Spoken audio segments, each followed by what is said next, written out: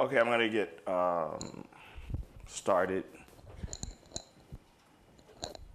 So I'm actually gonna stick with the theme of radical egalitarianism, just a little bit using some of the stuff from the inauguration, but also picking up the theme of the African American public sphere, or the Black public sphere, that comes out of Dawson's work. One of the things that actually I found quite interesting about the inauguration was how many things that come out of what exists as the kind of Black public sphere that previously sort of existed on its own, is a kind of its own separate discourse community as a result of the election of the first president of African descent, or Black African American president, self-identified African American president. Those things found their way onto the main stage, right? So discourses, ideas, concepts, modes of expression that existed sort of in and amongst Black communities were. I'll start with one. One is the Black national anthem entitled "Lift Every Voice." This is a song that's really common in African American communities. Actually, the most prominent thing, I remember singing it at my nursery school graduation. You know, we practiced it, we learned it. And it was written by James Weldon Johnson, a scholar, but also a diplomat. James Weldon Johnson was a sort of famous kind of radical egalitarian, a scholar, but was also one who sort of challenged in the early 20th century, challenged the U.S. to live up to kind of its principles in the great radical egalitarian tradition, and even served as the ambassador to Nicaragua at one point, as well as to Venezuela. So Johnson was both sort of a part of that critical tradition. He was appointed by Theodore Roosevelt and was actually the ambassador to Nicaragua during the Sandino rebellions in Nicaragua. For those of you who might know that particular set of history, there was an African American ambassador in Nicaragua at that time. So one of the things that he actually wrote the song himself. He was a poet, et cetera. It was first performed in 1900 at a school on Lincoln's birthday. And the song goes something like this: lift every voice and sing, till earth and heaven ring, ring with the harmonies of liberty. Let our rejoicing rise high as the listening skies. Let it resound loud as the rolling sea. Sing a song of faith that the dark past has taught us. Sing a song full of hope that the present has brought us. Facing the rising sun of our new day begun, let us march on till victory is won. Stony the road we trod, bitter the chastening rod, felt in the days when hope unborn had died. Yet with the steady beat, have not our weary feet come to that place for which our Father sighed. We have come over a way that with tears has been watered. We have come treading our path through the blood of the slaughtered, out from the gloomy past, till now we stand at last, where the quite white gleam of our bright stars cast. God of our weary years, God of our silent tears, thou who hast brought us this far on the way, thou who hast by thy might led us into the light, keep us forever in the path, we pray, lest our feet stray from the places, our God, where we met thee. Lest our hearts drunk with the wine of the world, we forget thee. Shadowed beneath thy hand, may we forever stand, true to our God, true to our native land. And so the song is sort of chronicling the struggle, the exodus, so to speak, out of slavery for African Americans. And so I'm gonna actually, and there's another thing I'll talk about after we view Reverend Joseph Lowery's benediction. Reverend Joseph Lowery was someone who worked very closely with Martin Luther King. We'll listen to his benediction. He actually ends on also another sort of discourse that comes out of the Black public sphere. It's a old poem about, actually it's about color prejudice in the Black community, and we'll talk a little bit about how he spins it. So here we'll have Joseph Lowery. of our weary years, God of our silent tears, Thou who hast brought us thus far along the way, Thou who hast by Thy might led us into the light, keep us forever in the path we pray. Lest our feet stray from the places, our God, where we met Thee, lest our heart, drunk with the wine of the world, we forget Thee. Shadowed beneath Thy hand, may we forever stand, true to Thee, O God, and true to our native land. We truly give thanks for the glorious experience we've shared this day. We pray now, Lord, for your blessing upon Thy servant, Barack Obama, the 44th President of these United States, his family, and his administration. He has come to this high office at a low moment in the national and indeed the global fiscal climate. But because we know you got the whole world in your hand, we pray for not only our nation, but for the community of nations. Our faith does not shrink, though pressed by the flood of mortal ills. For we know that, Lord, you're able and you're willing to work through faithful leadership to restore stability, mend our brokenness, heal our wounds, and deliver us from the exploitation of the poor, or the least of these, and from favoritism toward the rich, the elite of these. We thank you for the empowering of Thy servant, our 44th President, to inspire our nation to believe that yes, we can work together to achieve a more perfect union. And while we have sown the seed of greed, the wind of greed and corruption, and even as we reap the whirlwind of social and economic disruption, we seek forgiveness, and we come in the spirit of unity and solidarity to commit our support to our President by our willingness to make sacrifices, to respect your creation, to turn to each other and not on each other. And now, Lord, in the complex arena of human relations, help us to make choices on the side of love, not hate, on the side of inclusion, not exclusion, tolerance, not intolerance. And as we leave this mountaintop, help us to hold on to the spirit of fellowship and the oneness of our family. Let us take that power back to our homes, our workplaces, our churches, our temples, our mosques, wherever we seek your will.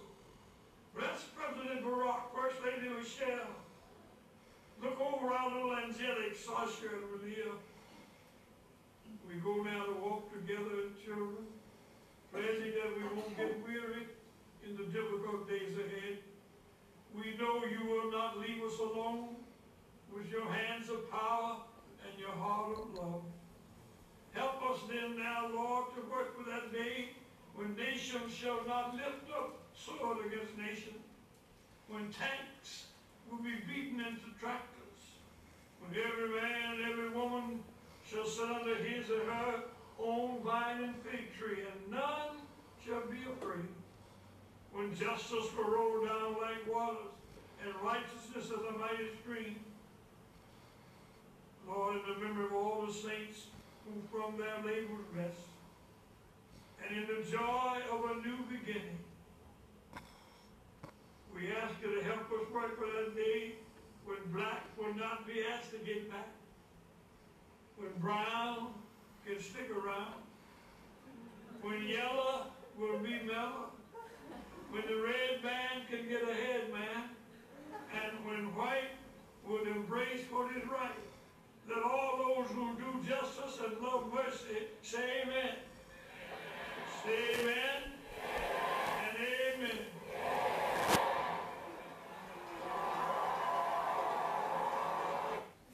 So the part that actually draws the laughs and the applause is actually it's a saying that comes out of the black community, and it was actually about color prejudice. He actually turns it. So the original saying is if you're black, get back. If you're brown, stick around. If you're yellow, you're mellow, and if you're white, you're all right. And the phrase is about the sort of gradations of shade and the differences of treatment of people in the black community or in communities based on skin color. What he does is he takes that poem, which is about sort of racial hierarchy and prejudice, and actually turns it. So, so when black won't have to get back, then he actually turns the brown, and what is he referencing with the brown? He's referencing Latinos and immigration. So he goes, if you're brown, you can stick around, right? So it's not if you're brown, stick around. It's if you're brown, you can stick around. Then he goes to if you're yellow, you will be mellow, right? So sort of some vague reference to kind of Chinese exclusion and Japanese internment. Then he throws in red. Yeah, so if the red man can get ahead, and then if you're white, you'll do right. And that was actually probably, at least on the net, probably the most controversial line, because he was sort of challenging, challenging the sort of history of, in particular, sort of whites not necessarily always embracing the right. And you saw it throughout the prayer. So he starts with lift every voice and sing a stanza from that, and then picks up and then uses a couple of lines uses a couple of lines from a number of different texts. In particular, he rips a couple from Martin Luther King. Then he actually takes a part of one of the verses in Corinthians in the Bible to beat swords into plowshares, and switches it. To beat tanks into plowshares, right? So the modern form of weaponry is not swords; it's tanks. Kind of I think in an explicit reference to what's going on in Gaza currently. So it's a very and also his references to a kind of collective future, a kind of turning away from greed and corruption, and a kind of idea of, in the statements, clearly he articulates a statement of equality in the very beginning. It's a kind of typical, but it's also a kind of interesting moment, right, with both the sort of use of the Black national anthem as the way to start off, as well as the kind of last particular sort of segment of it is a point where references that come out of, which are relatively obscure to the larger American public, but are sort of well known within African American discourse communities, are now projected onto the national, if not the world stage, and being and given a kind of discussion and a placement there. So no longer we might think about the way sort of Dawson thinks about the sort of internal coherence of the Black public sphere and a Black discourse community. One of the things that sort of we might think about this sort of changing from what Dawson wrote when he wrote that book in, well, I first saw the early draft sort of in '94, but it was coming out in '98, I believe, '99, the first version of it. You can think about that the Black public sphere is now, and those sets of discourses are now appearing in a wider audience. We'll talk later on when we talk about Black nationalism, et cetera. We'll talk later on about Jeremiah Wright, some of the kinds of conversations and discourses amongst there that frequently don't get a hearing to sort of national non-Black audiences, but which are very sort of common. Are there any questions about sort of Joseph Lowery's benediction? Comments? Yeah. I was hearing a lot of controversy over the last statement, like AFI? Okay, it's a talk radio station. They're like, so what? Like, whites haven't been embracing what's right all along, or like, they were just talking about it, and Well, obviously not, right? I mean, I mean, historically, right? You wouldn't have had slavery. You never would have had segregation.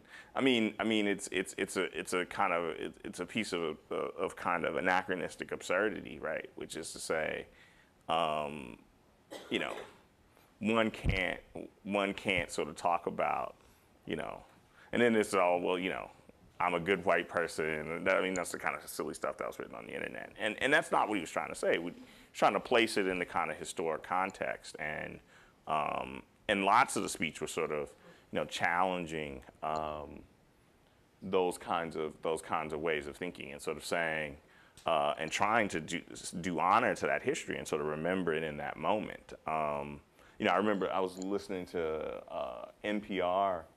I can't remember. It wasn't that day. It was the day after, so it was Wednesday. It was yesterday. And they had an African-American woman who was out on the National Mall. She was older. She had lived through segregation, and she said, today's the first day I've sung the national anthem, that I've said the Pledge of Allegiance, and that I've waved an American flag. Because I've never felt a part of the project in a way that I do today. And, you know, you had to acknowledge, I mean, that's why so many of those people were out there. This doesn't normally happen at an inauguration, right? There's an added symbolic importance because of that particular history. And yeah, it's when Laurie says that, it's sort of a, you know, who was the host? It wasn't Larry Elder, was it? You know, he got mad at this class one time. Somebody said, this class is very liberal. And Larry Elder started talking bad about me, so I called his show. I said, you know, don't call me out until, because actually, you know, we're going to do a really good section on black conservatives. And there's some actually things that President Obama says it's actually fairly consistent with some of the black conservative thinking. Let me see if I can find, I think it might be interesting as well to go through. One of the things that was interesting was how some of those themes appeared in particular in the inaugural address. What was the concert called? No, not the neighborhood ball. That was the neighborhood ball. The concert with We Are One. Let's see if I can find it. There's Beyonce. There's never anything wrong with Beyonce, right?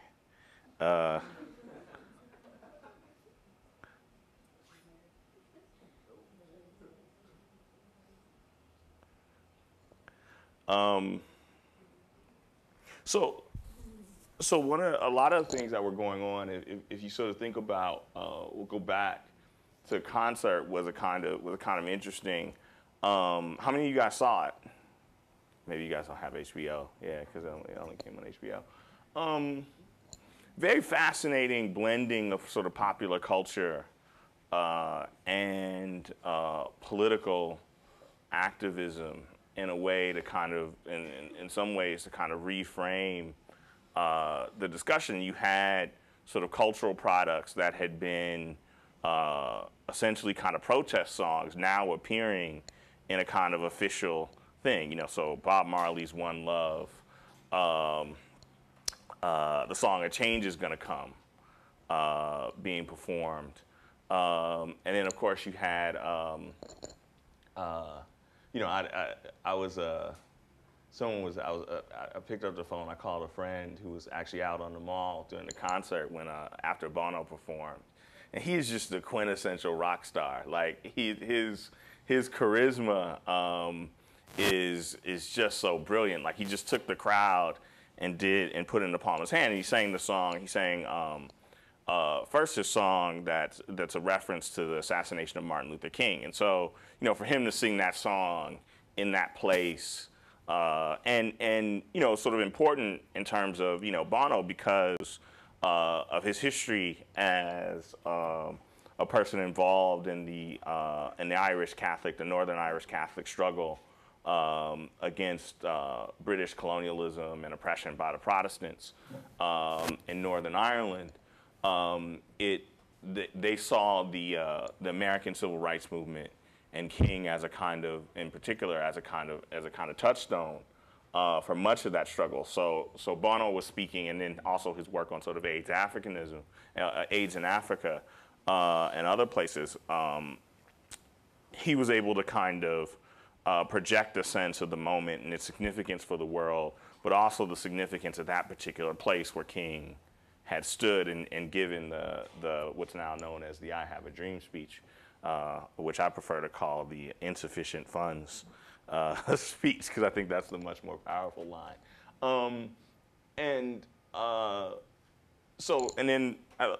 We'll look at. This is probably the speech much more so than the speech at the inauguration, where Obama actually recognizes that particular moment in the space.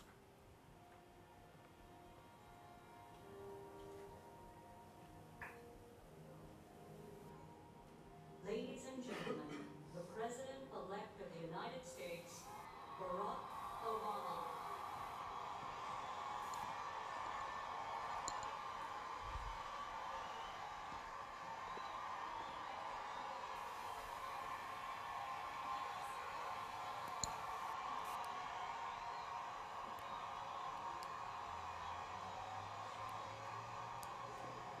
Hello, America. I want to thank all the speakers and performers today for reminding us through song and through words just what it is that we love about America. I want to thank all of you for braving the cold and the crowds and traveling, in some cases, thousands of miles to join us here today.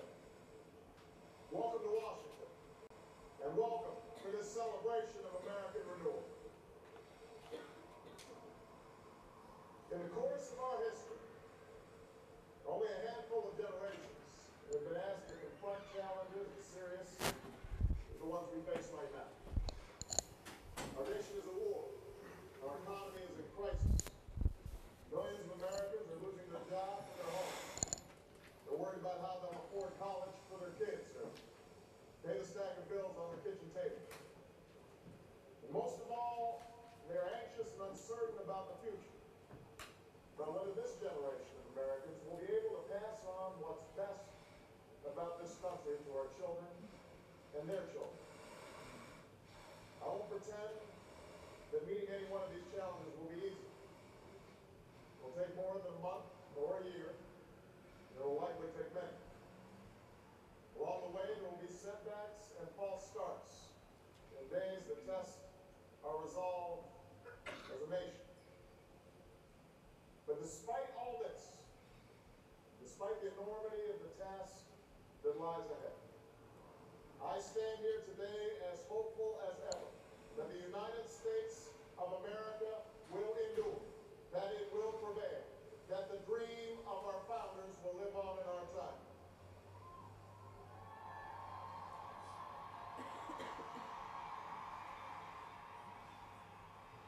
What gives me hope is what I see when I look out across this mall.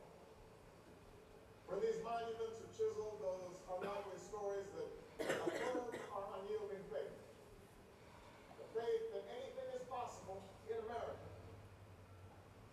Rising before us stands a memorial to a man who led a small band of farmers and shopkeepers in revolution against the army of an empire. All for the sake of an idea. On the ground below is a tribute to a generation that withstood war and depression. Men and women like my grandparents who toiled on bomber assembly lines and marched across Europe to free the world from tyranny's grasp.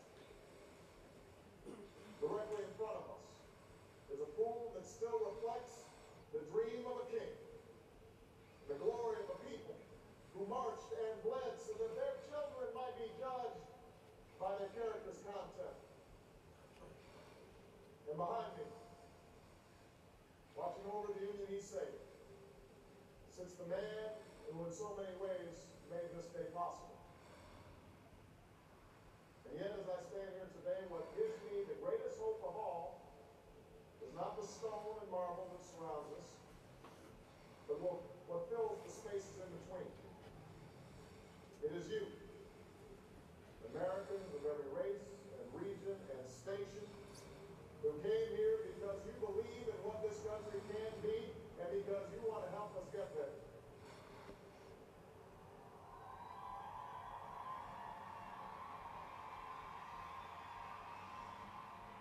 It's the same thing that gave me hope from the day we began this campaign for the presidency nearly 2 years ago.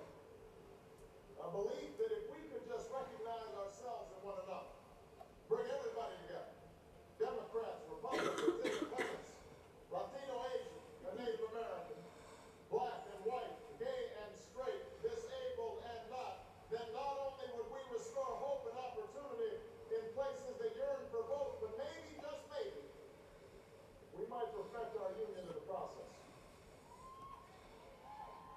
This is what I believe. But you make this belief real. You prove once more that people who love this country can change. And as I prepare to assume the presidency, yours are the voices I will take with me every day when I walk into that Oval Office.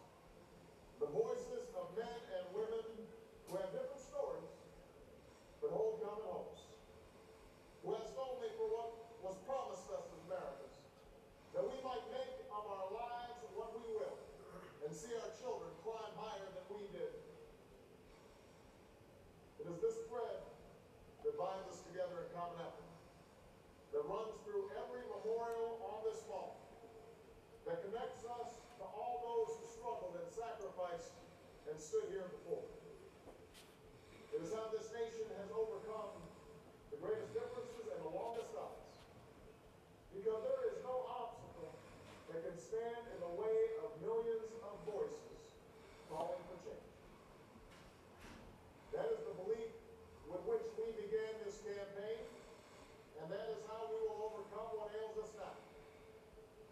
There is no doubt that our road will be long, that our climb will be steep, but never forget that the true character of our nation is revealed not during times of comfort and ease, but by the right we do when the moment is hard. I ask you to help reveal that character once more.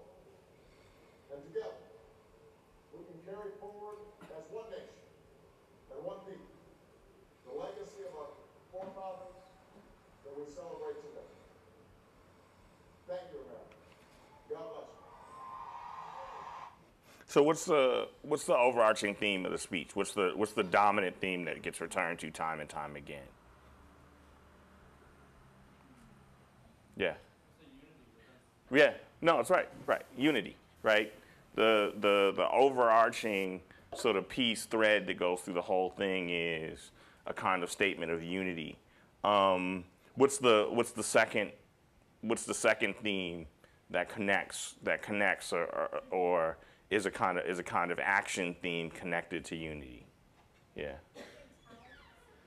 Tolerance is one, but there's a bigger one. Yeah. Reform, not quite. What do all those things? What have all those things come out of?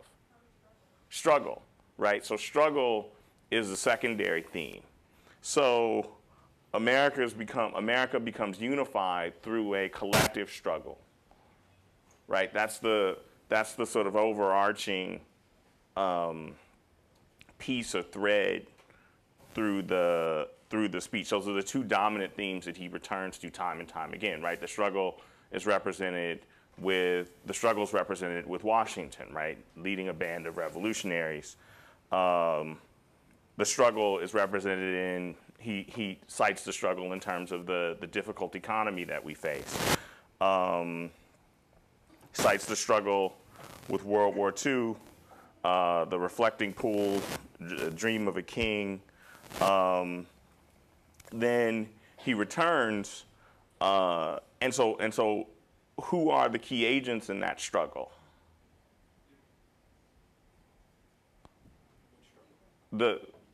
whatever the sort of who continually are the key agents in the struggle that he's mentioning.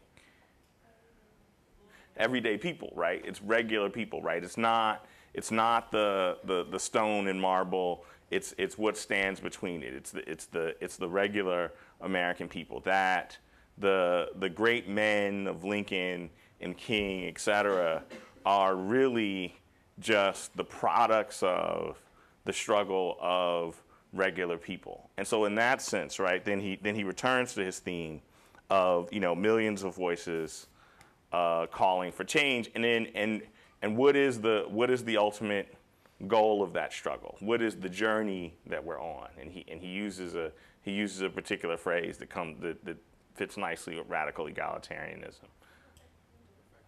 Perfecting the union, right? That's the journey that the American people are on. We're on it collectively. We're going to do it together, and we're going to perfect the union. And we've done it before. We're on a long march of perfecting the union, and he tries to stitch together a series of relatively disparate struggles, right? Fighting fascism in Europe, the internal struggle against slavery, the Civil War, the struggle for civil rights, the struggle for tolerance. And so all of those things come together. And then the idea, what is our aspiration? What is the sort of core aspiration that's supposed to be his kind of shared aspiration? Which connects to another theme, yeah. A better future, which connects to his theme of opportunity, right? He uses the phrase opportunity another time, and then nails that at the end when he says a better hope for our children and our future than where we were. So, and those are all kinds of themes that run. So unity, hope, struggle, the kind of idea of perfecting the union, proceeding forward. Those are series ideas that flow relatively naturally from some of the speeches and concepts articulated by radical egalitarians, at least the thematics of the speech are that. And as well as an attempt to draw a connection between the struggles of the Founding Fathers and struggles against, you know, racism, other forms of what one might call forms of disunity. Any questions about this particular speech? And so, and those are themes that come right out of the campaign, and you can guess why. And if you think about the sort of communication strategy, right? Who's against unity? Right? Pardon me?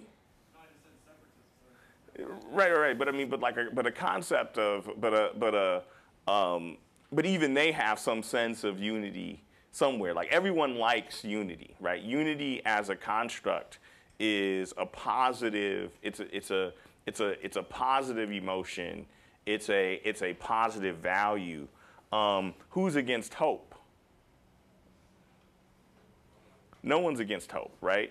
Who in the context of America is against opportunity?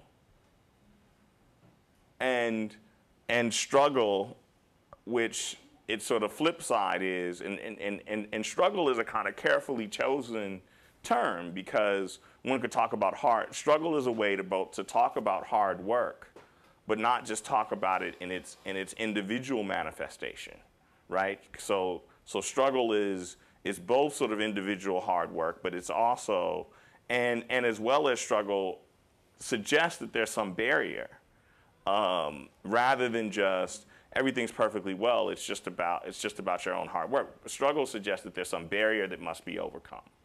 And the concept of struggle also moves it beyond a simple sort of individual struggle to a collective struggle, right?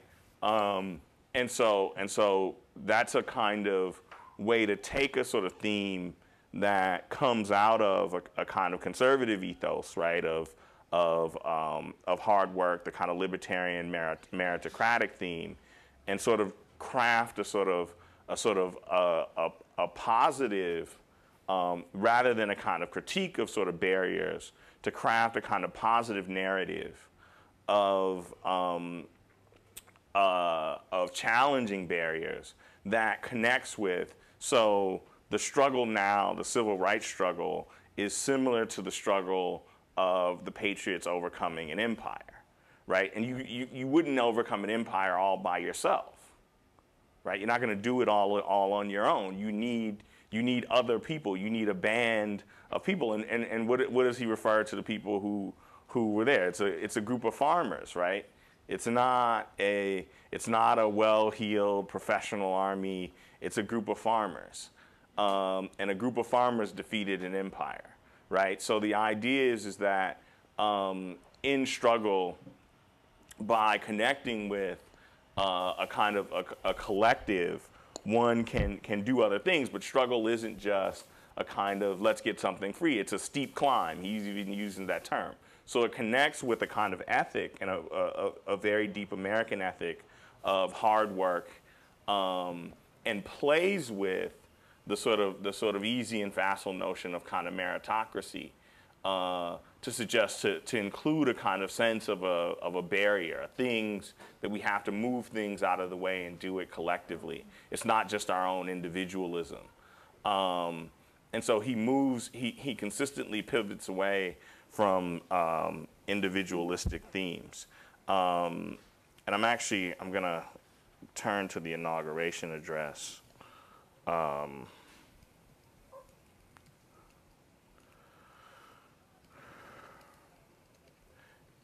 And one of the things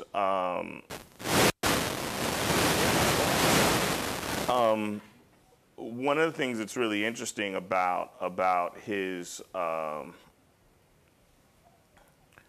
one of the things that's very interesting about his use of some of his use of, particularly his use of the things. Notice how one of the things, and we're going to talk about this a little bit when we go to conservatism, is his use of the term responsibility. And conservatives and libertarians think about responsibility as an individual act, right? We are individually responsible. The phrase that was common in sort of the 90s was personal responsibility, right? You have to take personal responsibility. If you're going to have a child, you can't go on welfare. That's not being personally responsible. All of those kinds of things. And I'm going to see, yeah, here's the inaugural address, Hope and Fear. And yeah, and he starts actually, we'll talk about, but we'll see, look for those themes again: unity, hope, struggle, but also look for the radical egalitarian pivot away from individualism, which is a sort of powerful American value, to a kind of articulation of a collective struggle. On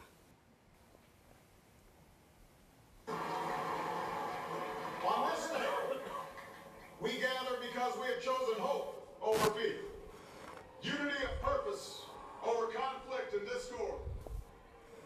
On this day, we come to proclaim an end to the petty grievances and false promises, the recriminations and worn-out dogmas that for far too long have strangled our politics. We remain a young nation, but in the words of Scripture, the time has come to set aside childish things. The time has come to reaffirm our enduring spirit, to choose our better history, to carry forward that precious gift, that noble idea passed on from generation to generation, the God-given promise that all are equal, all are free, and all deserve a chance to pursue their full measure of happiness.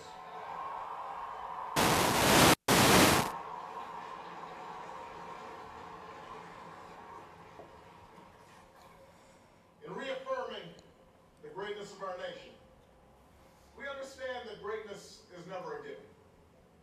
It must be earned. Our journey has never been one of shortcuts or settling for less.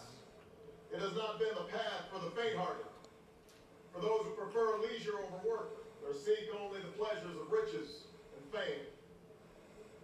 Rather, it has been the risk-takers, the doers, the makers of things, some celebrated, but more often men and women obscure in their labor, who have carried us up the long, rugged path towards prosperity and freedom. Let me see if I can find the longer one. Yeah, here it is. Sorry about that. That was just a short one. Hoping this is the, okay, this is 1 or 2. So let's see if we can skip past where we were. We'll let it run for a second. So one of the things you saw there was he uses a phrase from the Bible to set aside childish things, right? And so the idea is that sort of petty divisions, bickering is a kind of childish way. All are equal, all are free. Greatness must be earned.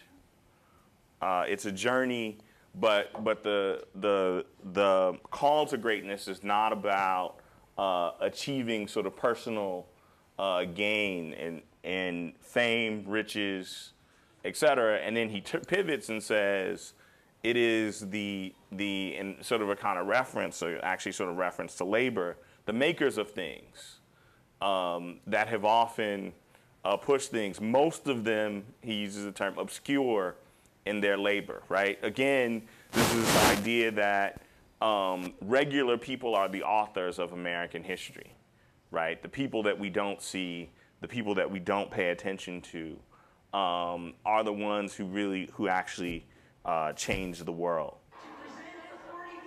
So let me see if I can get to where we were. We were at 1 minute 45.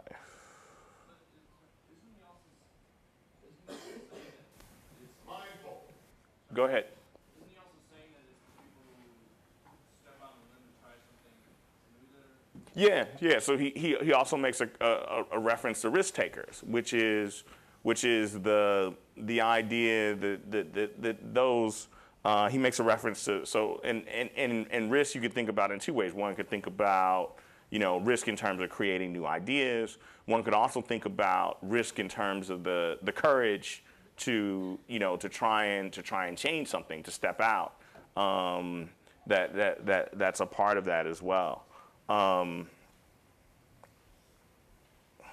But again, when he sort of means when he talks about obscure and kind of ordinary, he wants to sort of valorize, in particular, the ways in which ordinary, regular people have done that risk taking, have been the ones who've been the sort of authors of American history in that sense.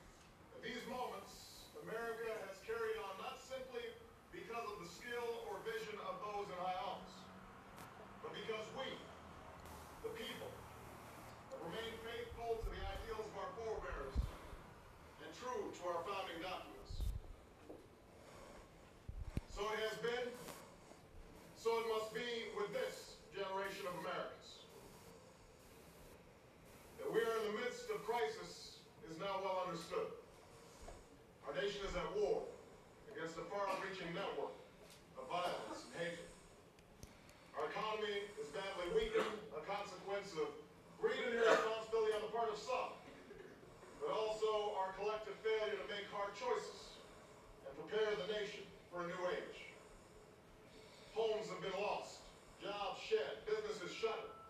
Our health care is too costly, our schools fail too many, and each day brings further evidence that the ways we use energy strengthen our adversaries and threaten our planet.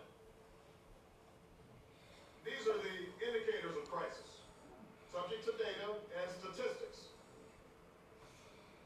Less measurable, but no less profound, is a sapping of confidence across our land. A nagging fear that America's decline is inevitable, that the next generation must lower its sights. Today, I say to you that the challenges we face are real. They are serious and they are many. They will not be met easily or in a short span of time. But know this, America, they will be met.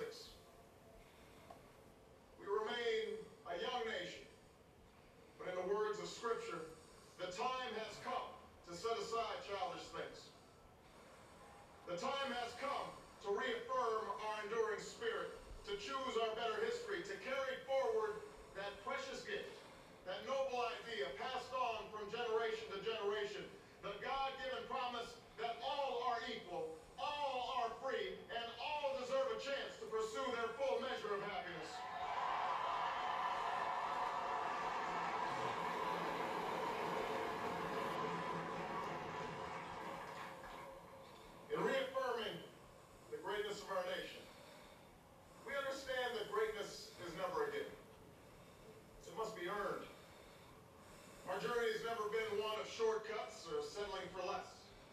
It has not been the path for the faint-hearted, for those who prefer leisure over work or seek only the pleasures of riches and fame. Rather, it has been the risk-takers, the doers, the makers of things, some celebrated, but more often men and women obscure in their labor, who have carried us up the long, rugged path towards prosperity and freedom. For us, they packed up their few worldly possessions and traveled across oceans in search of a new life. For us, they toiled in sweatshops and settled the West, endured the lash of the whip, and plowed the hard earth. For us, they fought and died in places like Concord and Gettysburg, Normandy, and Quezon. Time and again, these men and women struggled and sacrificed and worked till their hands were raw so that we might live a better life. They saw America as bigger than the sum of our individual ambitions, greater than all the differences of birth or wealth or faction. This is the journey we continue today. We remain the most prosperous, powerful nation on earth. Our workers are no less productive than when this crisis began. Our minds are no less inventive, our goods and services no less needed than they were last week or last month or last year. Our capacity remains undiminished. But our time of standing pat, of protecting narrow interests and putting off unpleasant decisions, that time has surely passed. Starting today, we must pick ourselves up, dust ourselves off, and begin again the work of remaking America.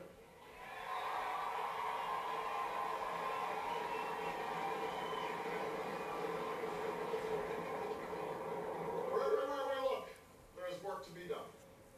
The state of our economy calls for action, bold and swift, and we will act, not only to create new jobs, but to lay a new foundation for growth. We will build the roads and bridges, the electric grids and digital lines that feed our commerce and bind us together. We will restore science to its rightful place and wield technology's wonders to raise healthcare's quality and lower its cost. We will harness the sun and the winds and the soil to fuel our cars and run our factories, and we will transform our schools and colleges and universities to meet the demands of a new age. All this we can do. All this we will do. Now, there are some who question the scale of our ambitions, who suggest that our system cannot tolerate too many big plans. Their memories are short, for they have forgotten what this country has already done, what free men and women can achieve when imagination is joined to common purpose and necessity to courage. What the cynics fail to understand is that the ground has shifted beneath them, that the stale political arguments that have consumed us for so long no longer apply. The question we ask today is not whether our government is too big or too small, but whether it works, whether it helps families find jobs at a decent wage, care they can afford, a retirement that is dignified. Where the answer is yes, we intend to move forward. Where the answer is no, programs will end. Those of us who manage the public's dollars will be held to account, to spend wisely, reform bad habits, and do our business in the light of day, because only then can we restore the vital trust between a people and their government. Nor is the question before us whether the market is a force for good or ill. Its power to generate wealth and expand freedom is unmatched. But this crisis has reminded us that without a watchful eye, the market can spin out of control. The nation cannot prosper long when it favors only the prosperous. The success of our economy has always depended not just on the size of our gross domestic product, but on the reach of our prosperity, on the ability to extend opportunity to every willing heart. Not out of charity, but because it is the surest route to our common good.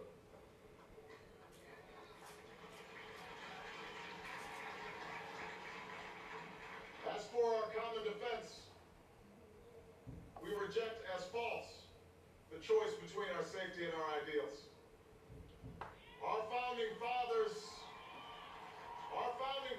faced with perils that we can scarcely imagine, drafted a charter to assure the rule of law and the rights of man. So just a couple of themes I wanted to take. He takes one big swipe actually at Bill Clinton, and a part of that. Does anyone know where it is?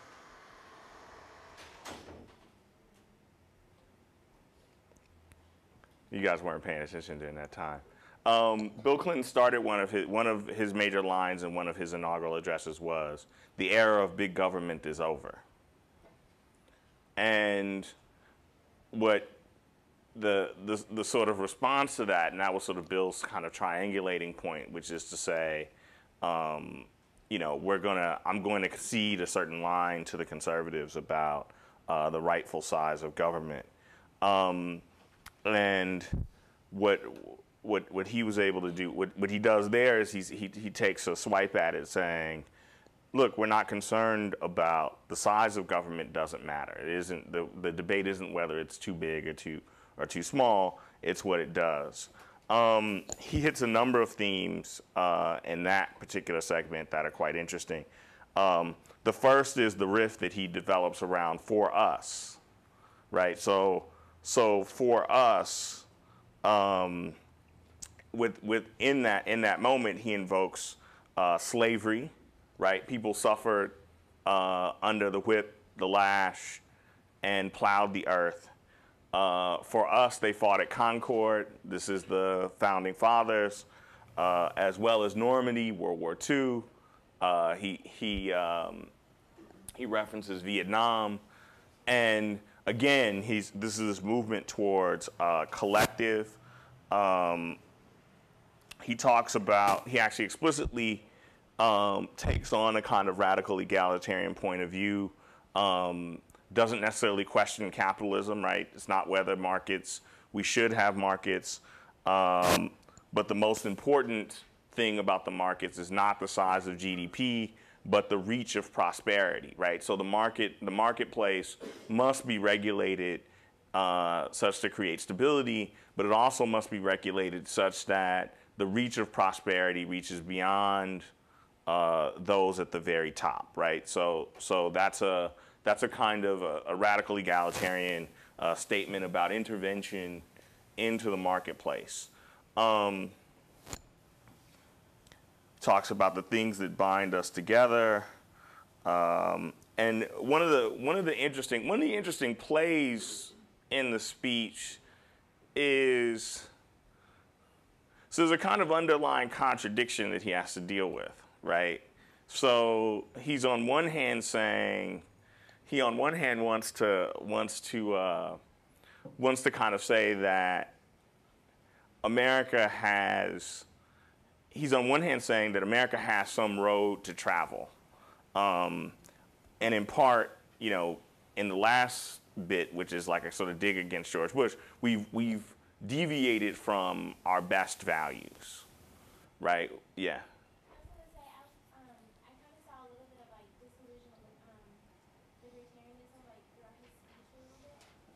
Disillusioned liberalism? How so?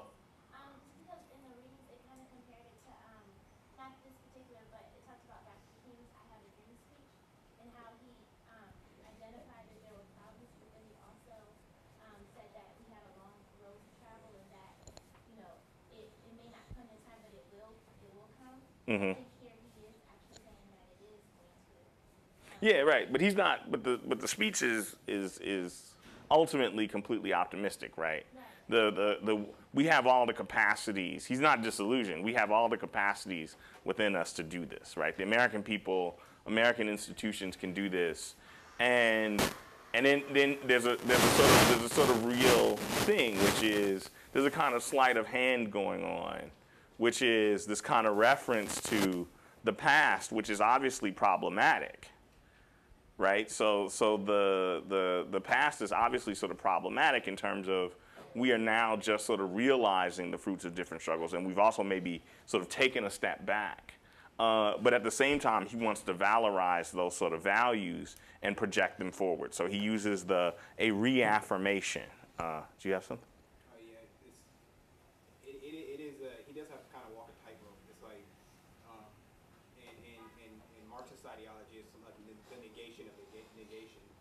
already talking about like previous struggles that negated the status quo, but then at the same time he's saying, you know, even though these past negations have already occurred, there's still some change in the status quo. He talks about the ground shifting under their feet. So even though we live in a negated existence now, we still have to negate our present circumstance, and it's a constant negation of the negation.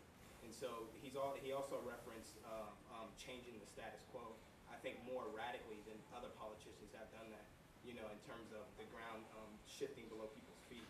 And so I think that in terms of disillusioned liberalism, I think the main difference between the reason why Barack wouldn't be disillusioned is the fact that disillusioned liberals, they, like King in his later years, started to question the nature of people to change.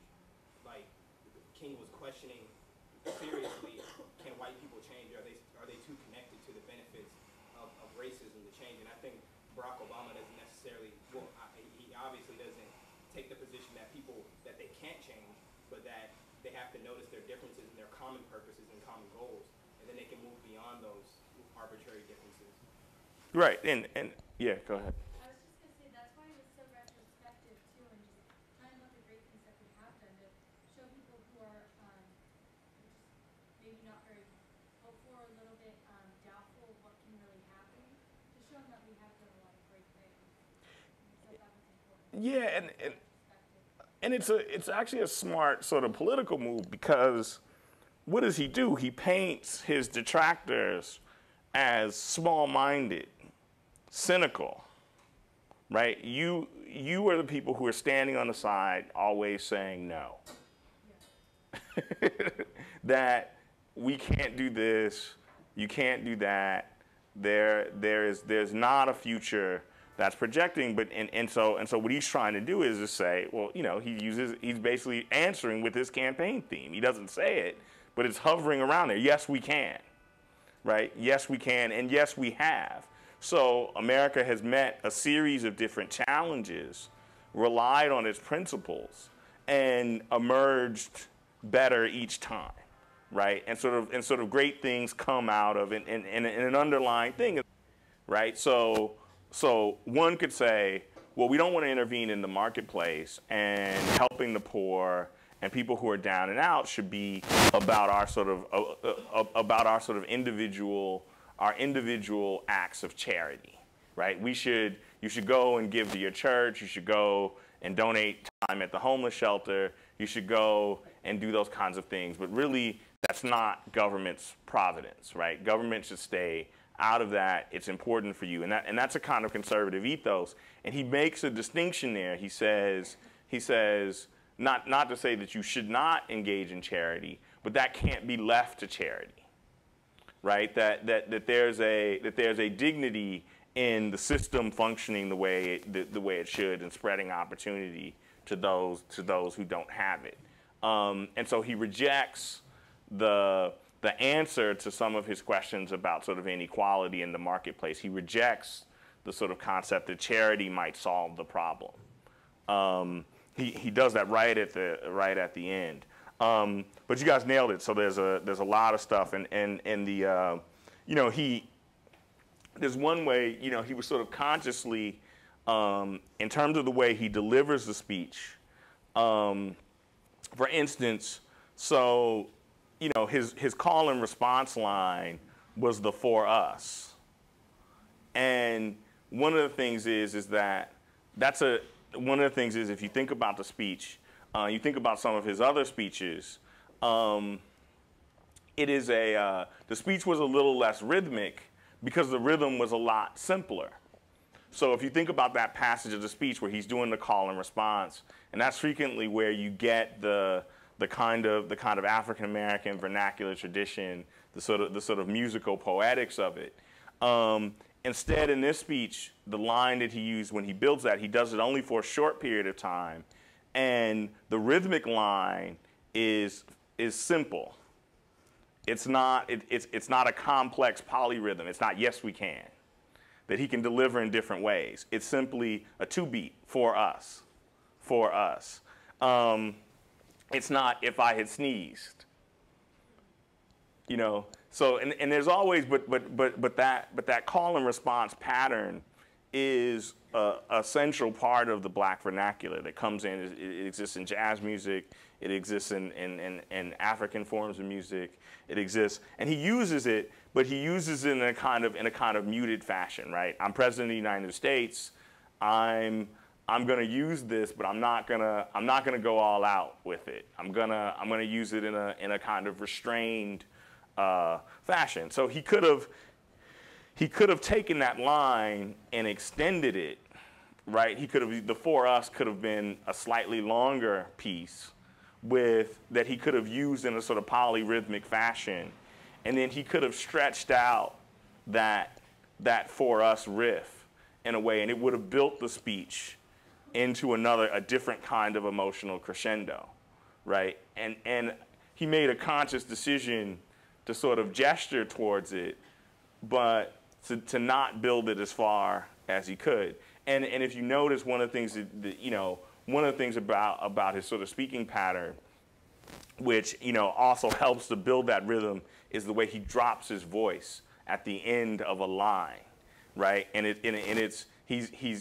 hitting the bass drum when at the end of each line he's dropping his voice, and it hits the line. And one of the things, like if you sort of listen to, say for instance, if you listen to I noticed this both about all of his opponents in this main central opponents, Sarah Palin, Hillary Clinton, John McCain, tended to talk like this.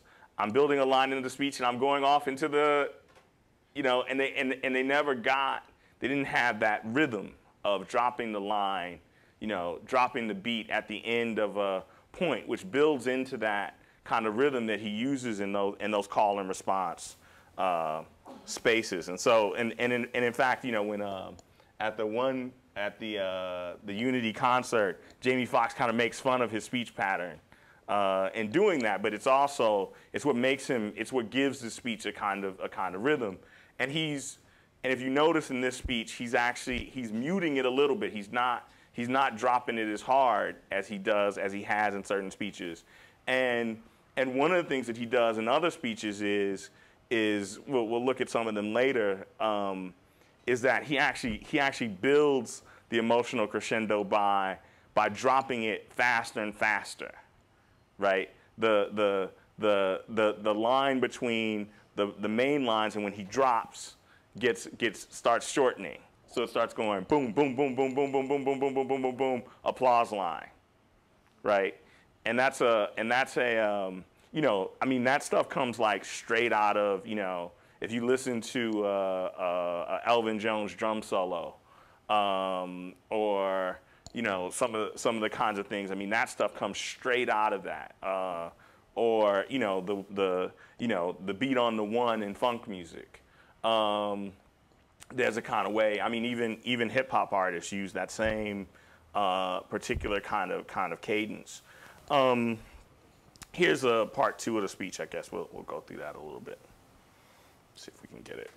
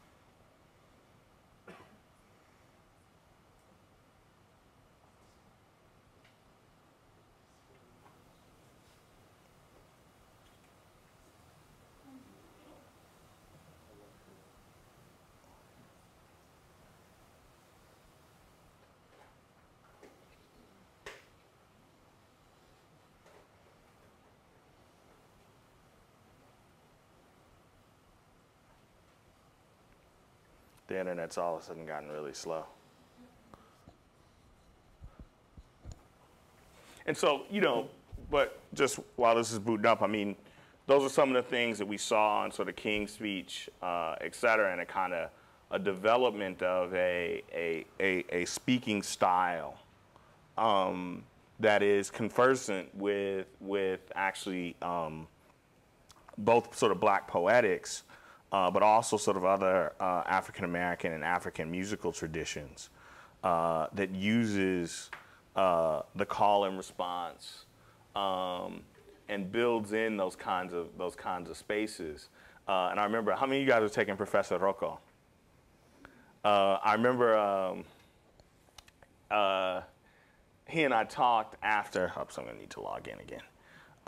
He and I talked after one of his speeches, and he was like, he didn't necessarily know how to describe it. He goes, you know, he uses that rhythm. You know, he uses that rhythm sometimes. And like, I don't know what that, you know. And I go, yeah, you know, it's the call and response rhythm. You know, it's the you know, and you know, if you wanted to take it to salsa music, you could call it the son montuno. You know, like and so we talked. We actually had a really interesting conversation about the use of that and how he was using things that come out of a kind of African American vernacular tradition. I'm having a hard time logging in.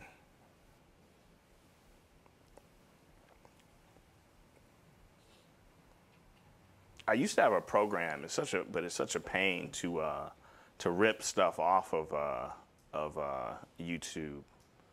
Let me see something.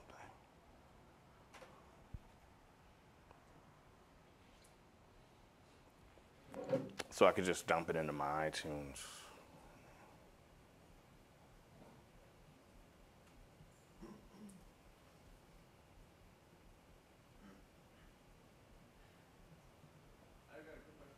Yeah. Is there any, I haven't read his books yet, but did you talk about any of the times when you started developing his way of speaking? Because obviously at Harvard Law, like, one of the reasons he was able to excel so much was presenting. It was just phenomenal. Is there any, does he do any of his own documenting about when he started paying attention? How he developed his It's still kind of particular to him. He has, that's why people can make fun of it or, you know, do an example of it. It's not done by a lot of other speakers, even African American or black speakers. They're not doing it as much. He has his own kind of particular way. Does he reference it basically? No, he doesn't. He actually doesn't talk much about it. I mean, that's sort of like, you know, he'd like you to think that it was sort of natural, right? That you know, he just kind of does it. It's not a kind of specifically honed talent of some kind, which, you know, of course, you know, all things are, you know, in those kinds of cases are, you know, honed in that way. But, you know, I think what he's trying to do. Let's see. Yeah, this is what we looked up. I think what he tries to do is he doesn't necessarily mention it, but obviously he took some time to develop that style. And I think there are people who speak that way. The problem is that, let me tell you what the difficulty is. The difficulty is that, to put it plainly, is you have to figure out how to be able to speak that way and still get across and not scare white people. Right? Because that style, I mean, you can go into any black church on a Sunday and hear that style, right? That rhythm, that cadence, the back and forth, the call and response, and it's good. I mean, it's, you know, and it builds a certain kind of rhythm. And the idea is to be like, okay, I'm a Harvard-educated lawyer. I can intellectually break down a series of ideas, but I can also, and communicate effectively, but I can also do it in a rhythmically interesting way and communicate a kind of content, and communicate and build a kind of emotional connection with my audience. So if we think about the distinct difference between that and, say, for instance, maybe next, it might be interesting to sort of, we could contrast that with kind of Jesse Jackson's Keep Hope Alive speech. And let's see. That's not what we want. Let's see if they, yeah. I was just going to say about Jesse Jackson. Do you think he had the same rhythm, but he was scared? Jesse had the same rhythm, but yeah, I mean, Jesse doesn't have the same intellectual content, right? Jesse can't be a Harvard-educated lawyer, right? In the meantime, the crystal method, keep hope alive, keep hope alive.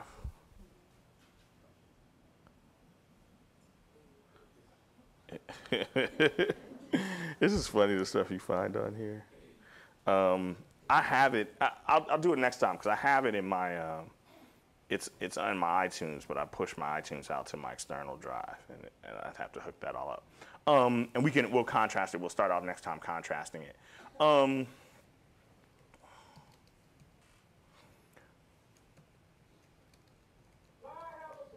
That's not what we want.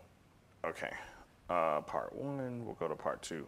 Yeah, but I mean, clearly what he did is he's cultivated that particular aspect of his speaking style.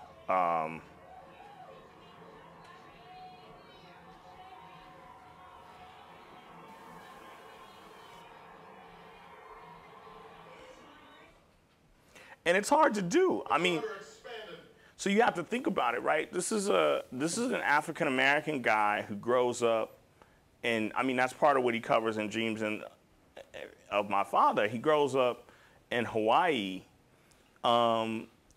basically raised by white people.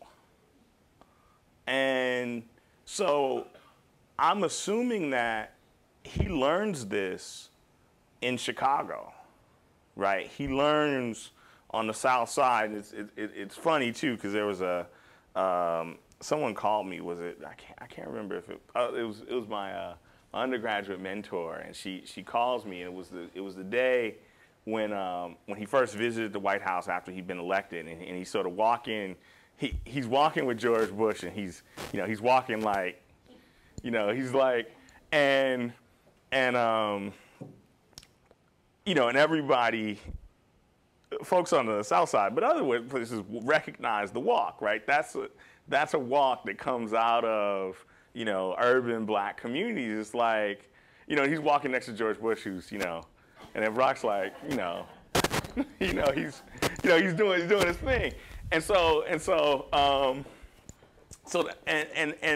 and that walk, and she calls me and she goes, people just aren't used to this, That's the South Side walk, that's and then you have to think, well, he probably wasn't necessarily exposed to that growing up. It's something that he learned when he kind of immersed himself in the kind of African-American experience on the South Side, yeah.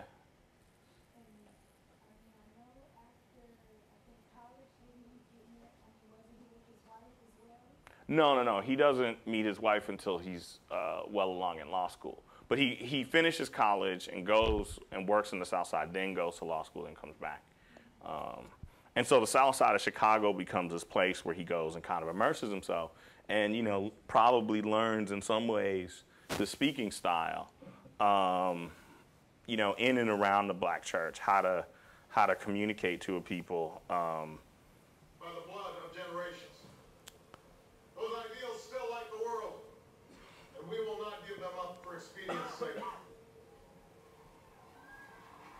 And so, to all the other peoples and governments who are watching today, from the grandest capitals to the small village where my father was born, know that America is a friend of each nation and every man, woman, and child who seeks a future of peace and dignity. And we are ready to lead once more.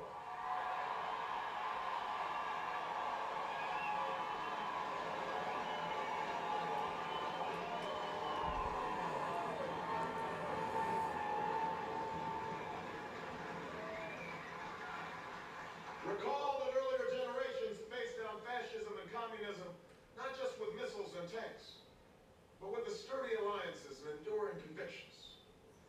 They understood that our power alone cannot protect us, nor does it entitle us to do as we please. Instead, they knew that our power grows through its prudent use. Our security emanates from the just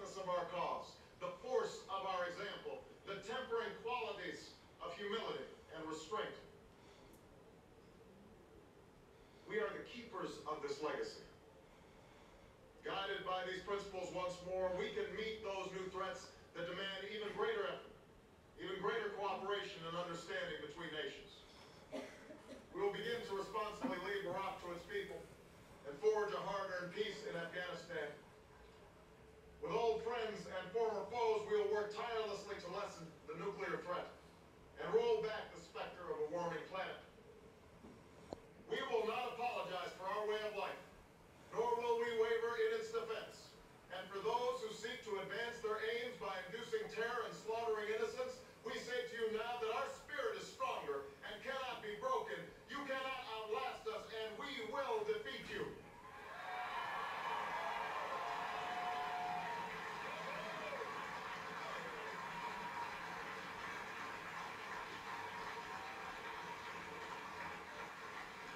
For we know that our patchwork heritage is a strength, not a weakness. We are a nation of Christians and Muslims, Jews and Hindus, and non-believers. We are shaped by every language and culture, drawn from every end of this earth. And because we have tasted the bitter swill of civil war and segregation, and emerged from that dark chapter stronger and more united, we cannot help but believe that the old hatreds shall someday pass, that the lines of tribes shall soon dissolve, that as the world grows smaller, our common humanity shall reveal itself, and that America must play its role in ushering in a new era of peace. So there he actually uses, yeah, go ahead. One thing that I noticed about his speech that was different than in most of it in that section was, nor does it entitle us to do as we please. The way he said it, it was kind of, I'm not sure how to describe it, but it was kind of like, just saying, nor does, the way that he said it, it was kind of like reflecting that, you know, like.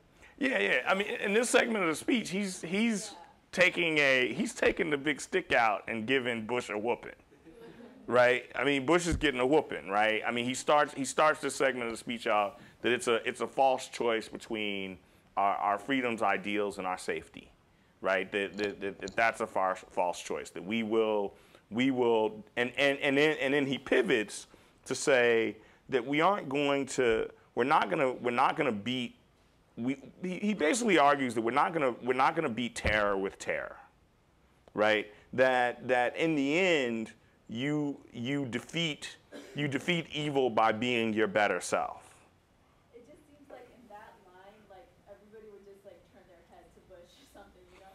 Yeah, and that line is aimed at the rest of the world to say, yes, we are the military strong. We're the strongest military in the world, but that doesn't give us a right to do whatever we want. And I recognize that. That's aimed at the audience out there. But then he actually, this is where he actually uses his position in this segment, the segment where I just stopped. He uses his positionality as a man of African descent. In part one, he references the village where his father, the kind of place and those kinds of spaces. But then he uses his embodiment as a man of African descent to say that in fact America has something to offer the world, right? Having tasted the bitter pill of segregation, having come out of that and emerged stronger, we now see a way to work towards unifying the world. That the patchwork nature of American identity, right? So American identity is not one thing. American identity is through our diversity, right? That becomes an example that we can project out into the world. I'm a living example of it, that we need not be divided from one another, that we need not necessarily be at war. And there he's positioning himself to say, look, world, America has just elected a black man to be president. Understand that means that the world can come together in a way. If America can come together in this way, then the world can come together in another way. That's his, and he's using him, in some ways, he's positioning himself critically in that moment as a kind of example for the rest of the world. And yeah, I mean, in this part of the speech, he's taking out a big stick to George Bush, and the way he's fought the war on terror, the way he's gone about things. To the Muslim world, we seek a new way forward based on mutual interest and mutual respect. To those leaders around the globe who seek to sow conflict or blame their society's ills on the West, know that your people will judge you on what you can build, not what you destroy. To those who claim to power through corruption and deceit and the silencing of dissent, know that you are on the wrong side of history, but that we will extend a hand if you are willing to unclench your fist. To the people of poor nations, we pledge to work alongside you to make your farms flourish and let clean waters flow, to nourish starved bodies and feed hungry minds. To those nations like ours that enjoy relative plenty, we say we can no longer afford indifference to the suffering outside our borders, nor can we consume the world's resources without regard to effect. For the world has changed, and we must change with it. As we consider the road that unfolds before us, we remember with humble gratitude those brave Americans who, at this very hour, patrol far-off deserts and distant mountains. They have something to tell us, just as the fallen heroes who lie in Arlington whisper through the ages. We honor them not only because they are the guardians of our liberty, but because they embody the spirit of service, a willingness to find meaning in something greater than themselves. And yet, at this moment, a moment that will define a generation, it is precisely this spirit that must inhabit us all. For as much as government can do and must do, it is ultimately the faith and determination of the American people upon which this nation relies. It is the kindness to take in a stranger when the levees break, the selflessness of workers who would rather cut their hours than see a friend lose their job, which sees us through our darkest hours. It is the firefighter's courage to storm a stairway filled with smoke, but also a... Just a reference, those men are the Tuskegee Airmen, a group of black airmen who flew in World War II. Parents' willingness to nurture a child that finally decides our fate. Our challenges may be new.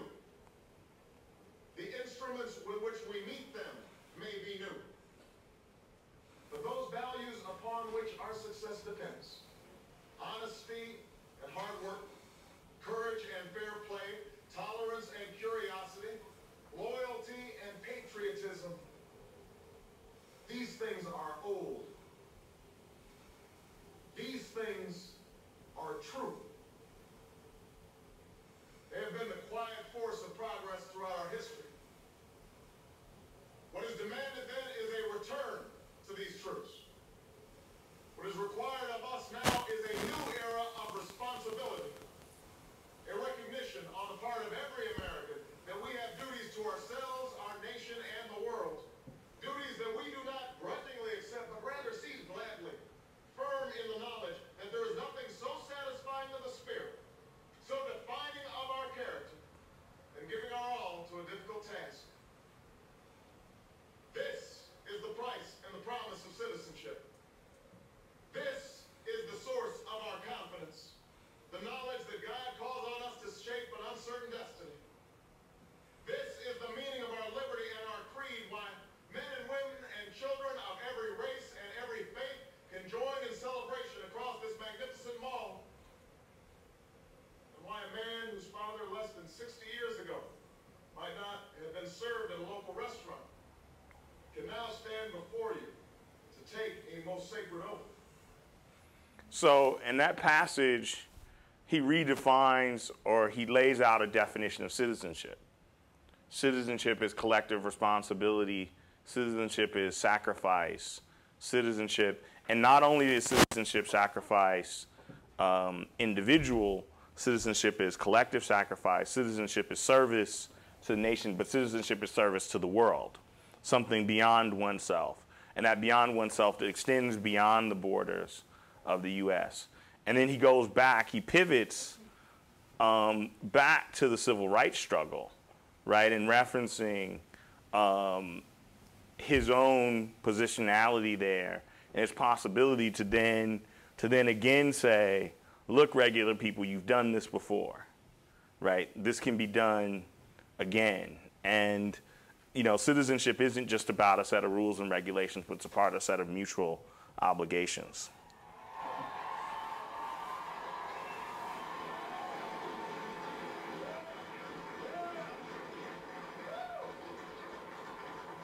So let us mark this day a remembrance of who we are and how far we have traveled.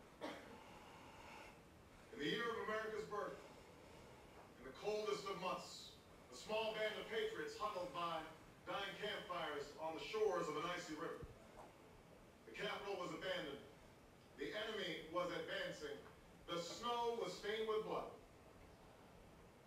A moment when the outcome of our revolution was most in doubt. The father of our nation ordered these words be read to the people.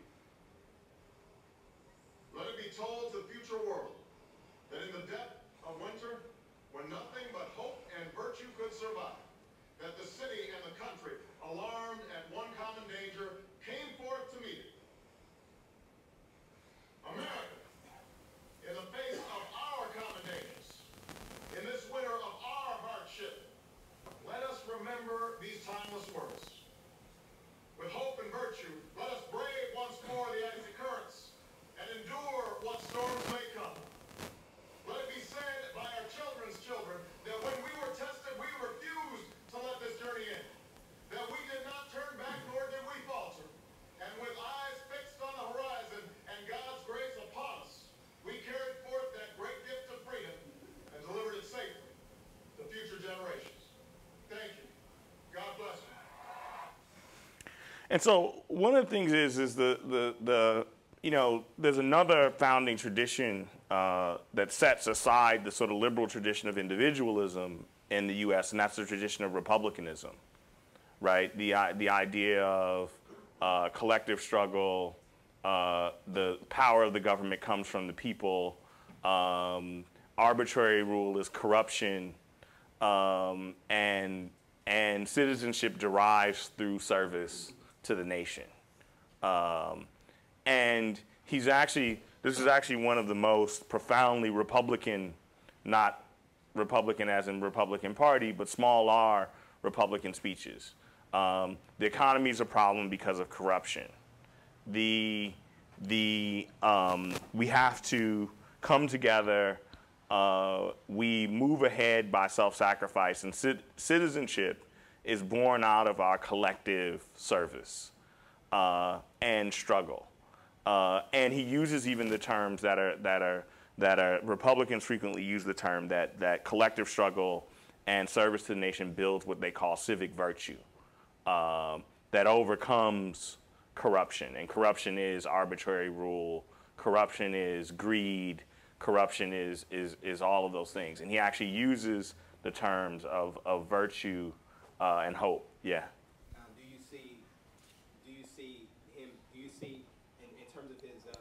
In terms of the way that he's redefining, because it could be something very significant, because he could be redefining what Dawson was referring to, like American liberalism, when we see those real tenets of like self-interest, and when we hear things like game theory, and the political idea of the individual as like a self-interested and indifferent political actor. And he could very well be either doing one or two things, and I want to get your viewpoint on this, either kind of extending the idea of black liberalism and the idea of like what Dawson was talking about in terms of his some of those public opinion surveys, that black people voting and taking political action because they had the feeling like the progress of my race is directly connected to my own self-progress. Linked fate. Yeah, linked fate, and kind of extending that to the American polity. Do you see that more as an extension of black liberalism, or more of an extension and kind of like a blending of Republican values with a kind of new liberalism? this is a chapter in a book I'm working on, which the speech really helped out. And there's a really long answer to that question. So republicanism and Republican ideals have always been a pathway to citizenship for blacks. So if you think about the Tuskegee Airmen and their call to service and them using it, W.E.B. Du Bois's call at World War I to close ranks. So Republican ideals have always been particularly attractive to black political actors. But Republican ideals not in their kind of elite forms, which republicanism, just like liberalism, had a kind of sense that, you know, okay, well, these kind of shared values afford a sets of people that can, you know, responsibly exercise liberty. And so here what he's trying to do is he's connecting those kinds of Republican ideals to a radical egalitarian vision. And using a much more Republican notion of citizenship, a much more collective notion of citizenship than is articulated by most sort of liberal and traditionally American liberal ways of thinking. And that connects to regulation of the marketplace, history of shared struggle. So he's recasting a notion of American liberalism and shifting it much more towards both sort of Republican ideals connected to a kind of a radical egalitarianism and away from a kind of libertarian. He's, in fact, explicitly rejecting a libertarian notion of citizenship and ideals, in both in the speech implicitly, and there's actually points where he's explicitly rejecting it when he talks about charity, when he talks about the need of the marketplace to reach the least among us. So yeah, he's redefining in a way much more explicit, but also at the same time kind of subtle, because it's not, not radical in the kind of, Bill Ayers, sort of whatever sense, but it's a profoundly different notion. He articulates a profoundly different notion of America's use of its power on the world stage, and it's sort of interesting because I'll finish here, and maybe we'll pick up and we'll listen to a little bit of Keep Hope Alive so we can contrast the speaking styles a little bit on Tuesday. It's kind of, I'm trying to follow the syllabus, but it's sort of events are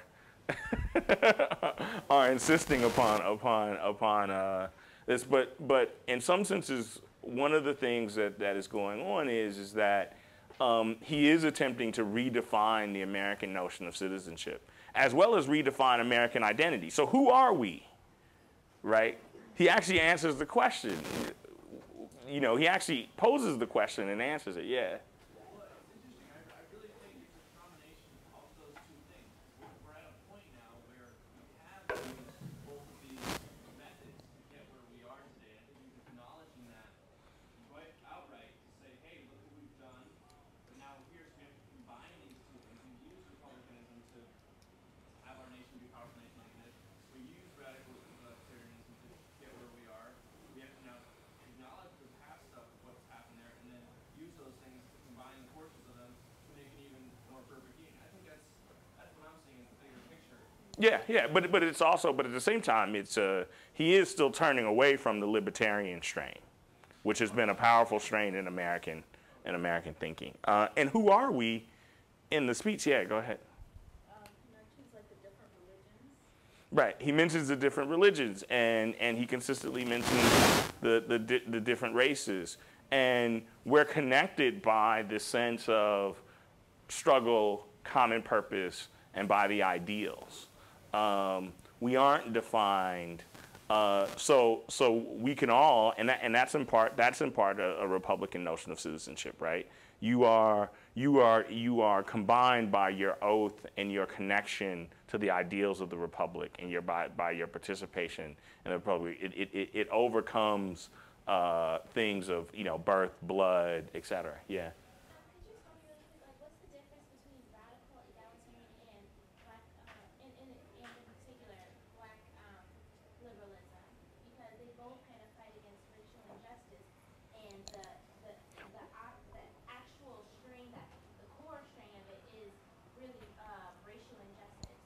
Right. Well, radical egalitarianism is, black liberalism is a broad umbrella, which might contain things like disillusioned liberals, even conservatives, right, who all use some of the rhetoric and language of liberal thinking to make their kinds of arguments. So it's a kind of broad take on how black people approach using the questions of freedom, the kinds of concepts and ideals, the sanctity of the individual and ideals out of that.